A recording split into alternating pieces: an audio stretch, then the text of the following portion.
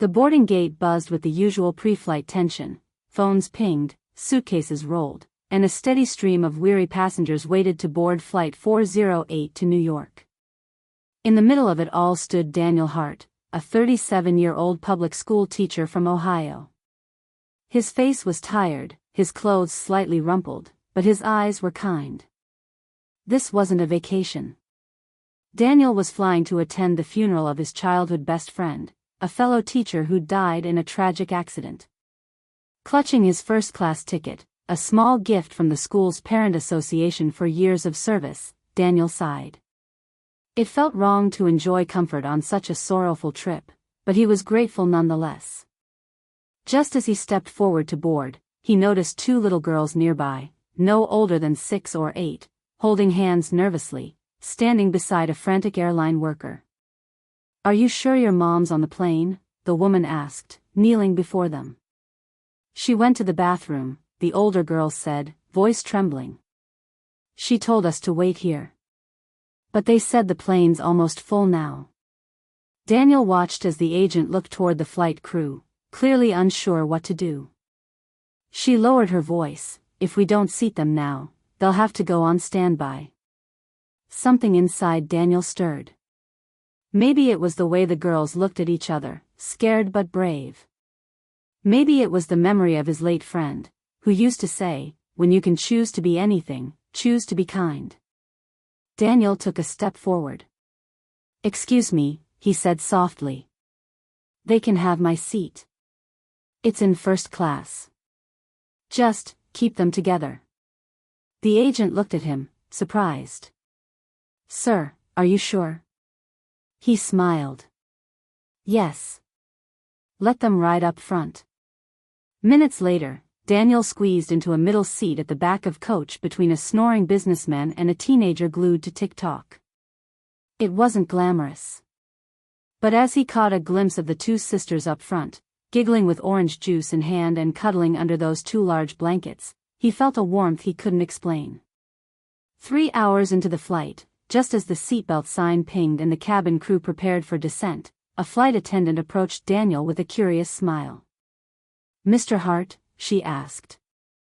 He looked up, puzzled. "There's a passenger who'd like to speak with you privately." Daniel followed her, confused, until they reached the front of the plane, where a tall woman in a sleek navy pantsuit stood waiting. Her face was pale from worry, but graceful. The two little girls were now fast asleep beside her, their heads resting on either shoulder. "You gave up your seat for my daughters," the woman said softly, eyes misty. "I wanted to thank you personally." Daniel shrugged, sheepish.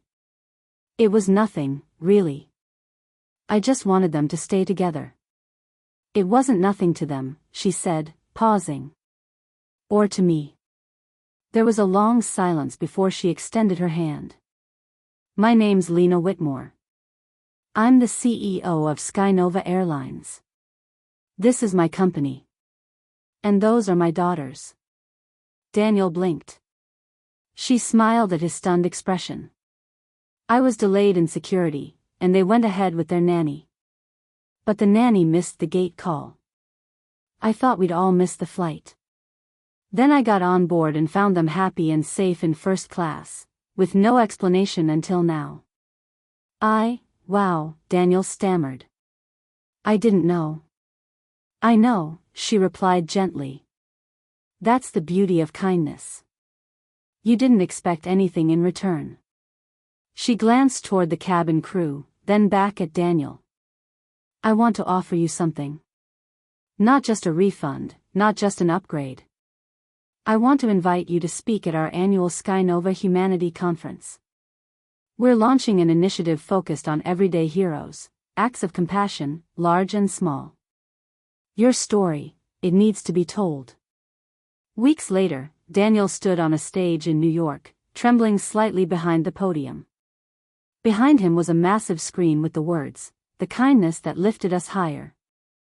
He shared his story, about the flight, the girls, his lost friend, and how one simple choice changed not only the journey of two little girls but his own path, too. The video of his speech went viral. Parents wrote to say it reminded them to slow down and be more patient with their kids. Veterans emailed saying it restored a bit of their faith in people. A little boy in Kansas sent a hand-drawn thank you card with, "You are my hero," written in crayon. But Daniel never thought of himself as a hero. He thought of his friend. He thought of the girls. He thought of what Lena told him that day as they deboarded the plane. Sometimes the smallest act of selflessness is the first ripple in a wave of change.